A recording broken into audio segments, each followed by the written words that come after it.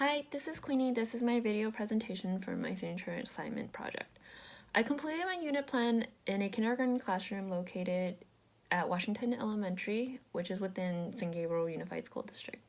I did my unit on measuring and comparing measurements, specifically length, height, and weight, because it's important for students to understand how to compare these objects they see in real life. Within the classrooms, there are about 25 students, and a majority of them are of Asian or Hispanic descent. About 40% of the class is identified as EL learners. And for this lesson, I provided 3 assessments: pre-assessment, formative assessment, and summative assessment.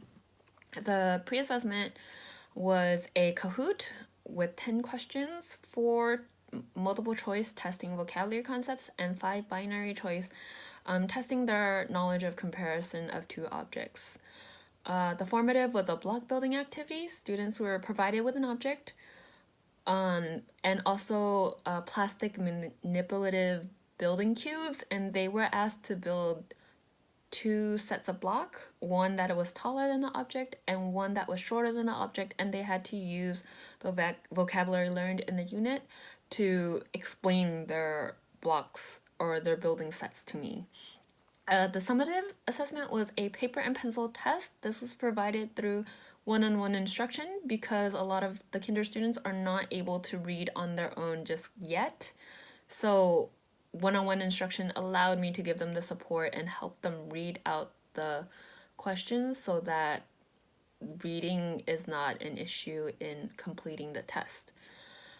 For these results, my students scored fairly well initially. The overall was 77%, and student A and B scored 90 and 80% respectively, while student C scored 70%. The formative assessment, both student A and B scored pretty well. They scored above a 90. Student A actually got full score of 100%, while student C scored one of the lower grades and received a 58%. And I believe this is largely due to his confidence in building the blocks. He seemed to have an understanding of the topic, but he wasn't confident enough to do the activity on his own. So he often had an adult, like an aide or a teacher, helping him, guiding him, and ensuring that he was doing it correctly.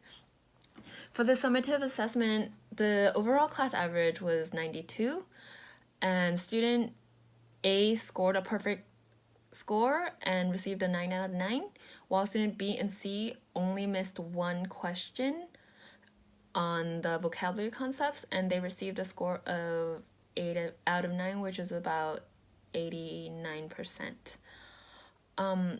Overall, the class did pretty well. They had about a 15% improvement between pre-diagnostic and summative. From what I learned in doing this project, I felt like there was some discrepancies in the data because the pre-diagnostic was a little higher than I expected, only because of the way the students were sitting during the assessment. They were sitting together in kind of a tight-knit group on the rainbow carpet at the center of the room.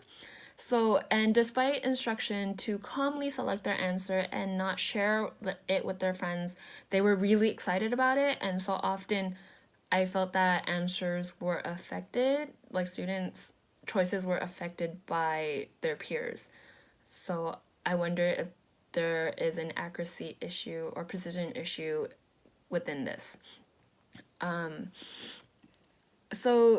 For my focus students, I provided certain accommodations and modifications to the lesson to help scaffold their learning.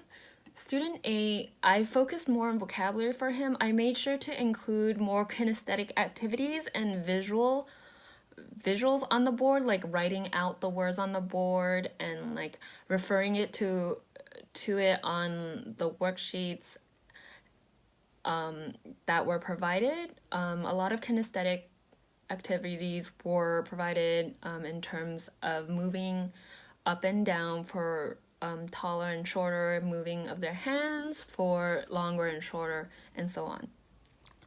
For student B, he required a lot of small group instruction after the main instruction was over, so he often had his one-on-one aide, Mr. Jones, sit with him, not so much to help him with the assignment, but to help him stay focused. And student C, he had a lot of one-on-one and small group instruction to make sure he understood the material, and also it was to help him build his confidence. So some of the important things to take away from this lesson was that I felt like I needed to improve my classroom management skills. Students sometimes, especially during lesson 1, lost interest because I wanted to ensure all students understood it before I released them for independent practice. But I learned that I should really take advantage of small group instruction to help these students.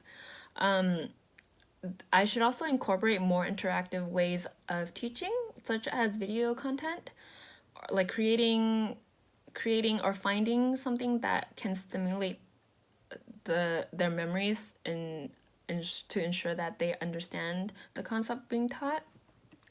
I also learned that all assessments should be aligned with learning targets so that students are appropriately challenged and motivated. It also helps accurately measure if the goal of the lesson has been reached and if proficiency has been achieved. So before the lesson started or the unit plan started, I felt that instruction was more important than assessment and evaluation because teaching was kind of a more direct tool of student learning. This project helped me understand how assessment and its multifaceted aspect is actually one of the greatest factors behind student success. All right, thank you.